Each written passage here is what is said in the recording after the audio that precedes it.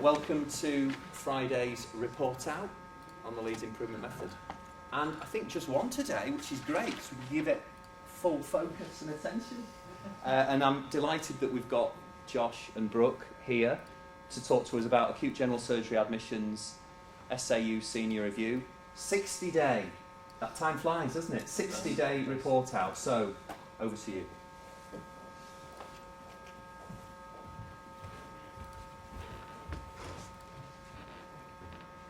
Afternoon everyone, my name is Josh and I'm the process owner along with Mr Andrew Smith, who couldn't be here today, and we're here to report out on our 60-day reflection on the acute general surgery admissions SAU senior review, RPIW.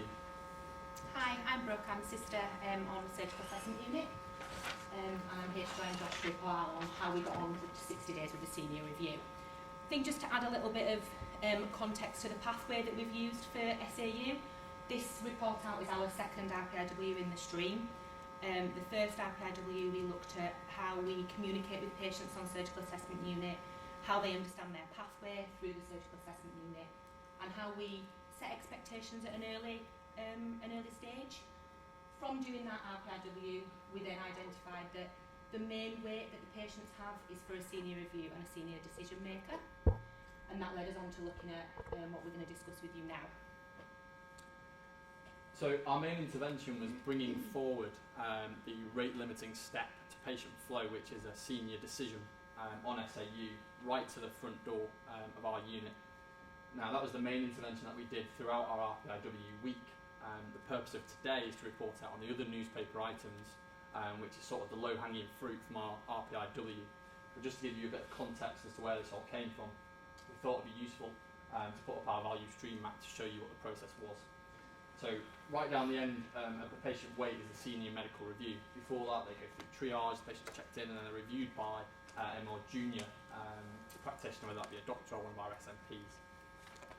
We found that the wait time and crudely speaking the outcome of patients who waited a long time until that senior review wasn't deemed a great outcome, and so the intervention suggested was to bring that forward, and the results were night and day really. So just to talk you through this complicated slide, we just take one example, time the first review from arrival in SAU. Our baseline was 4 hours and 5 minutes, and we felt this really did actually underestimate the wait times. We think when we did this, it was actually quite a quiet week. And we got that down with our first trial down to 22 minutes, and by day 3 with a different consultant on a slightly busier day, we got that down to 56 minutes.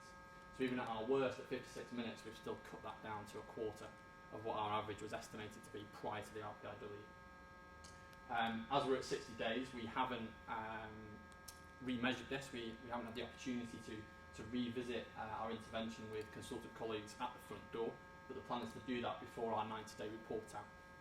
So the purpose of today is to talk through a few of our other newspaper items, Brooke's going to kick off. So other things that when we do any rapid process improvement, we always find other things that we can look at that maybe weren't the initial area. And interesting things that we found that were sort of taking staff a long time to complete were the medicine stock, particularly antibiotics, and making sure that we had the available ones that we needed to be able to give that, that sepsis treatment within the hour. So for this, we did the 5S of the antimicrobial medicines cupboard. We had the urine trolley, which has been a bit of a contentious thing on SAU for quite a lot of years, I think, where patients were having their urine pops in a pot and it was just sort of hanging around on a trolley, a bit unsightly, and we've had a look at that and we'll report out on that as well.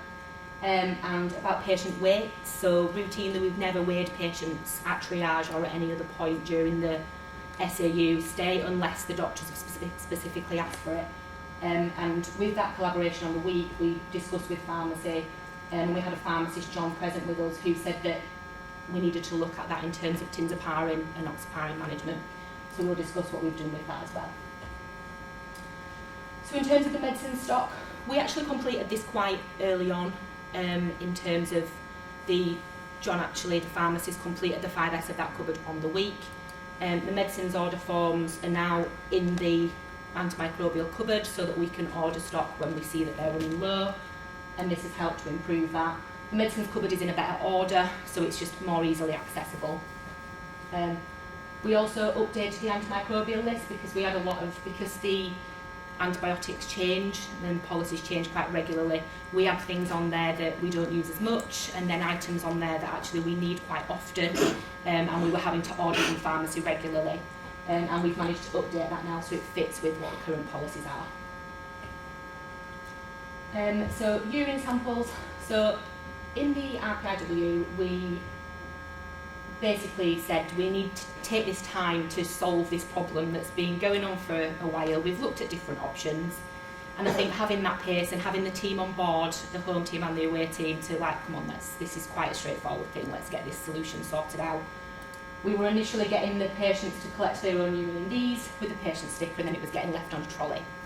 The initial intervention that we changed was mainly to make it more sightly, make patient feedback improve, was to ask the patient to, sounds very simple, it was, but it has worked, was to ask them to pass urine in these, then pour it into their own white top bottle, and then put that on the trolley there and ready to collect. Means that it's all contained is the urine, and there's no spillage options and that sort of thing. So that was our initial intervention, which we completed on the week. Since the 30-day report out, we've then taken steps to advance that. So I guess one of the nice things about the RPIW week is it allows staff who are involved in the heat of the moment on SAU to take a step back and actually look at things which we think aren't quite right or could be improved. And one of the things we noticed, and has been a bit of a bugbear for some time, is that we don't feel like our urine sampling is perhaps performed as good as it could be. So off the back of our RPIW change, we've recruited some of our keen FY1s to take this a step forward and complete small audits based on our urine sampling collection. So this is currently in process, so this is the most up-to-date moment. On a small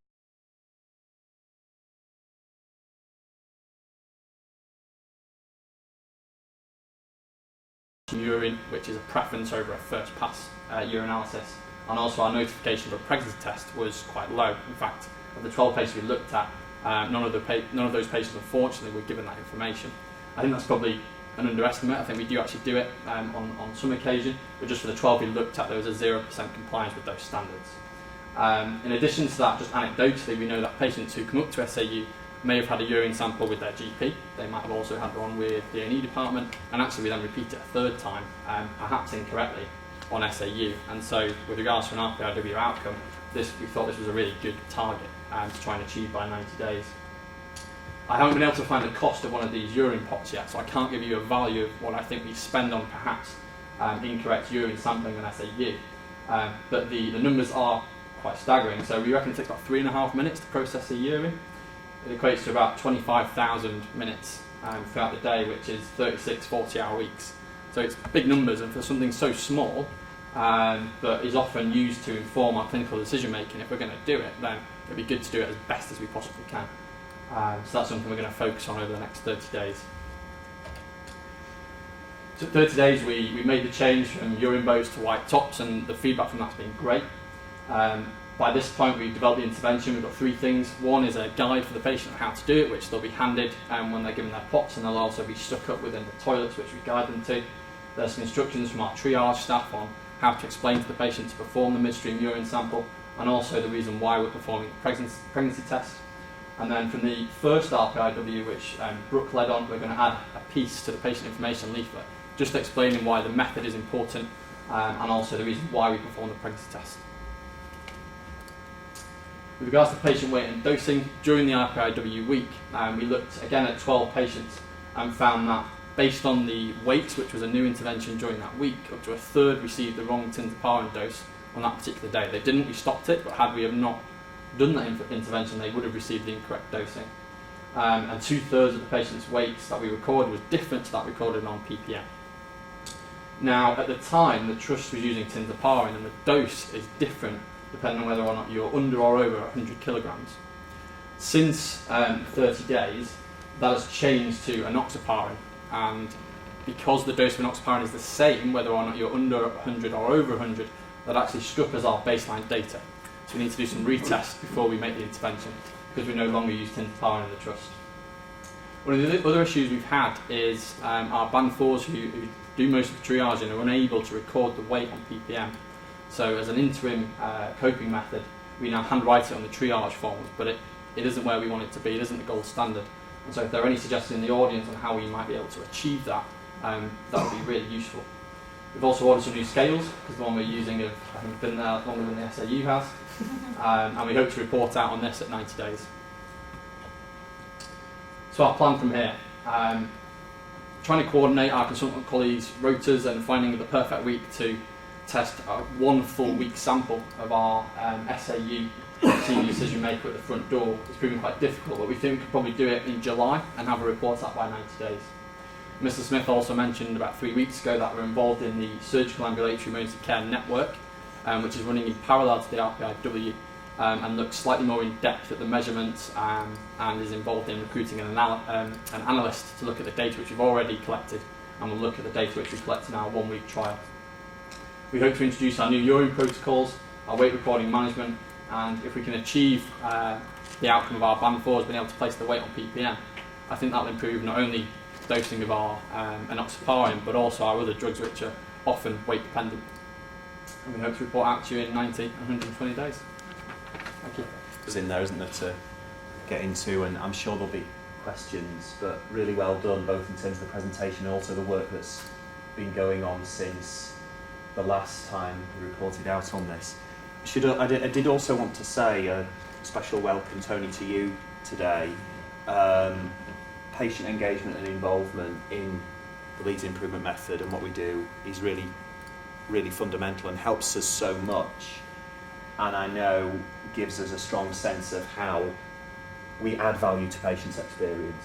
And I was really impressed to hear you watch it on YouTube every time we report out, Tony, so yeah, that's great. So let's get into this with questions, comments. Who'd like to kick off? Two at once. I think Lisa first, then you, Claire. It's just a comment, really. I mean, I've been to the SAU and I've seen some of the work that's ongoing. I think it's fantastic. And what's really struck me from today is some of the really simple things that I think we don't think about. I'm really pleased you've got rid of the urine though. I'm sure we've got more of them across the trust, but just a simple way, and also the information for patients, because I think there's probably a number of things that we do, hand patients pots and say, fill that pot, and then go away and don't explain simply how to do it. So I think for me there's loads of things in there, just the way you've approached things that I'm sure we can roll out across the trust, and we need to come and use your expertise and your approach with your staff, how you've made that work, and your patients, how you've kept them informed. And I think thinking of the other assessment units certainly would be something we should roll out across. So really, really well done. Right. Just to comment on that, I think the pace of work means that we have things in place to be safe. And so just taking the urine, for example, it's almost safer to repeat a urine on everyone because there's so many patients and they come so quickly that if we said, right, well, we actually need to pick and choose who we do a urine on, that ones would get missed, they wouldn't get done, there would then be further delays downstream. And I think, particularly with the urine, it's about picking and choosing which bits to intervene on at which state. I think this is probably a good starting point, but I agree, there's lots to be done. Claire? Actually, you just covered off what I was going to ask, which was around, you mentioned about the opportunity of checking to see whether or not that had been repeated somewhere else. But I suppose the natural extension to that is bloods or any types of scans, and this sort of process would lend itself to to looking at that type of work. Most definitely. Can I just, Brooke, in terms of the 5S that you undertook, have you had opportunity to undertake any other 5Ss at all across the SAU? In terms of the urine trolley, I would say that's probably one in itself.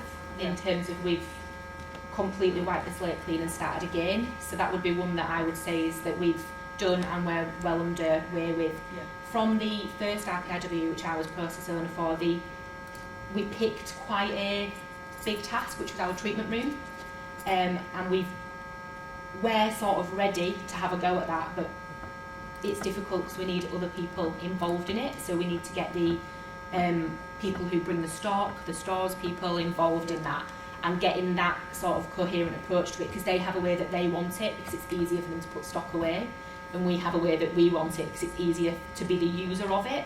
Yeah. And that's the main thing that we still want to do. The ward clerks, 5S their ward clerk station, and they did that within the first week, and that was brilliant. They've really found some achievement for that. Everything was just in a drawer that wasn't in any place. You'll remember Tony from looking at that ward clerk station and going, oh my goodness, what do you do here? They knew where everything was, but nobody could go and put their hand on anything. But now all their drawers are labelled and everything's where it needs to be. It's easier for them to order. Yeah. So there are a couple of things that we've done, and I think there's still places that we can go from there. Great. Yvette? So thank you very much. It was great, and I'm the exec sponsor for this value stream, so it's really great to see the progress that you're making. It's great that Tony has come to every report out where you've been reporting out, and I'm also really pleased to see Connie and some of your other staff here today listening to the report out, and I know they are proud of the achievements and sharing the success too. So I wanted to just ask you a bit more about the Band 4 and the eligibility for writing on PPM, because I don't quite understand what the issue is. So when we started the RPIW, we looked at why so 2 of my Band 4s could input weights onto PPM, and then 2 of them couldn't. So I spoke to Emma Horton, who's now not here, and she said that the reason was that when the Band 4s were set up a few years ago, so the longer standing ones, they were able to give our sort of protocol medications. So you know when we used to have the sign for your enemas, paracetamol, and you could give that, they were given access to be able to do that. And that's why they could do it, because they had access into MedChart? E-meds, yeah. So it's because that's where the programme runs from. That's my understanding of it. And I was just told that, so then we unfortunately had to then take that access away from them to be able to put that weight in, because they could no longer give medications. So I don't know whether that's, I'm hoping that's just something technical that we're working around. Emma did say she was going to hand it over for me to try and get that looked into. So Emma's on maternity leave. Yes, she said she was going to hand it over to. But I'm going to, it's not really fair, but Martin is at the back of the room from digital. But I think, Martin, it's probably outside your remit, isn't it, in terms of email? I think it was just a matter of safety, and we didn't want, I mean, none of them would just go and give medication, but I guess you're giving that, the thought was you're giving that ability where we need to be able to do the weights only. So you put the height of weights into MedChart? Yes, so they can put it onto PPM, you know, on the must form that's come on electronically. So they could do it on there, but it's just another place to look and another place to be, whereas these guys, for this purpose, just need it on the medicines chart. That's great. That sounds like we're onto a problem-solving opportunity as a result of this, which is great. So I'm sure we can pick that up. Yeah. I was particularly interested about urine collection. So this is a major problem within the NHS, which is the number of failed attempts. Did you look at any different technologies about actually collecting urine to make it much easier for patients? I know that NICE have looked at this recently. Not specifically, but I guess we were looking at more in, you know, things that we could do in locally, but I guess that's something that we can. I'll talk to you after the meeting. There's some things that might find useful. That'd be Of useful. course, yeah. Right. Anything to make it more streamlined and easier. Yeah. Just to say as well that we did in our value stream, we wanted to look at whether or not we could reduce the number of blood tests and other diagnostics that we're doing. What we're struggling with is actually being able to get a measure for that and quantify. So I think diagnostics, you know, we do get overall for the CSU, but breaking it down to SAU has proved to be a challenge that we have not yet met, hasn't it? So yeah, and I think clinician-wise, it's that bit of, well, we may not have needed that, but actually it's given me the answer, or that sort of thing, and that's where the consultant thing we're hoping will improve. And to look at it retrospectively, it's really difficult, because it's hard to say whether or not it did or didn't inform your decision when you've got the information. Because this would be such a big change for the consultants in terms of their job plans, it's really important for us to see if we can manage a week of them doing it, because we think that the impact of them doing it for a day was significant, but their colleagues doing the ward rounds didn't notice any real difference. But we think if it was happening every day in a week, that the subsequent downstream work might be impacted in a way that helps the other consultants, and that might motivate them therefore to think that this is a really good thing to do. So that's the plan, but it is, as you said, Josh, quite a challenge to get a whole week, but they're up for it, aren't they? And I think the measurements from the third RPIW, which is looking at flow, hopefully we'll be able to use whatever measurements are decided to look at our downstream effects from the intervention. And so that may be one instance where we could talk between the RPIWs and which starts on Monday. share the outcome measures. Great. We'll go. It's all right. You're allowed to ask more than one question.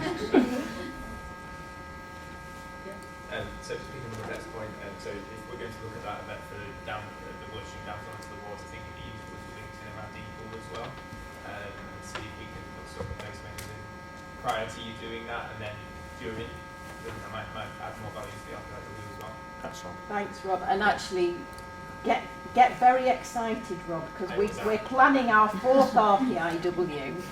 We've got, and we're looking at the possibilities of, once we've decided the patient needs to go to theatre, how we get them there as promptly as possible. Yeah.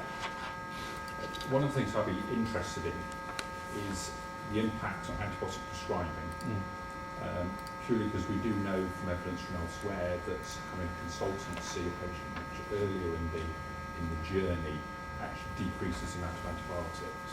And we are aware that within abdomen surgery we have been seeing an increase in antibiotic usage recently. So it'd be nice to see if there was an impact on there, and the downstream potential avoiding patient harms. We know 1 in 5 patients are harmed who receive antibiotics in a hospital. So there's real benefits, and again, if you need help with data. Absolutely. One of the big scripting themes which has run through the RPIW is when patients come in, we've got no way of tracking where they've actually come from. So the coding isn't good enough for us to say, well, this patient's come straight from GP, this patient's come straight from GP via A&E without any intervention, or this patient's purely come through A&E. So you often find a lot of patients have been started broadly in A&E, rightly so, and they've received antibiotics, but then they've been stopped on SAU. And so we need to look at how we measure where patients come from in order to guide that. Because looking back retrospectively, it's almost impossible to know where the patients come from. Yeah. So, but yeah, take your point, that'd be really good to look at. Okay, last question then, Claire. So it was just around the high level metrics in terms of staff morale and how it feels on SAU. Just interested whether or not, I don't know whether or not you've managed to gather any more metrics in that regard. Between the third today and the sixth today, there was no new metrics that were collected. But going back to what we found at the third today point, the tone and the working environment when that senior decision maker was on the ward was palpable. And even though it's anecdotal, speaking to the ward staff downstream, the flow appeared to be better. And I think part of this next 30 days is going to be trying to define those outcome measures, hopefully working with yourself to try and measure that and quantify it and use it as evidence for this intervention being useful. I think that'd be quite powerful. Absolutely. Yeah. Does what? Yeah. What sort of hours do you think they'll work? Because it'll be very interesting with the consultants, as if they do an extended day, whether that will impact on the congestion you see on the evening running into the night shift, and where I'm just not sure whether they've decided yet as to what sort of length of day the consultants will work. So it's still being debated, and again, we haven't measured this, but anecdotally, you can see the spikes of patients just when you're working there. It tends to be after the end of GP sessions. Yeah. So they'll finish the morning session, you'll see a spike between So it's half about 11, 3:30 and 6:30. Yeah. you'll see those spikes, and so is it better to actually maybe not have someone in the morning when it's a bit quieter and have them throughout the course of the day? Again, that's a conversation for... It's good.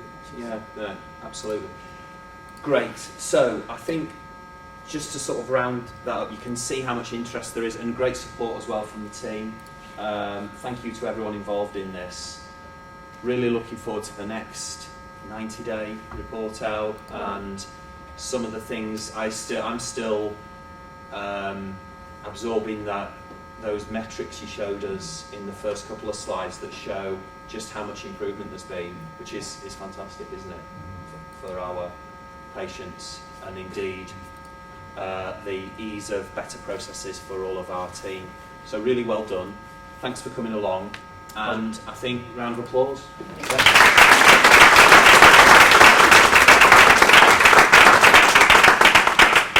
So finally, just a plug, as ever, you can tell we're sort of picking up the pace a bit of report outs. They're starting to happen every Friday. We'd really like colleagues to come along, spread the word. You don't have to be directly involved in any of the work. It's an opportunity to come along and see what's happening across the organisation through the Leeds Improvement Method, which is becoming the way we do things. It's our management method. It's how we address some of the challenges and problems, and constantly try and ask ourselves the question, how do we add value to our patients' experience and actually make life better for all of us as staff in terms of doing that. So thanks very much. See you next time. Thank you.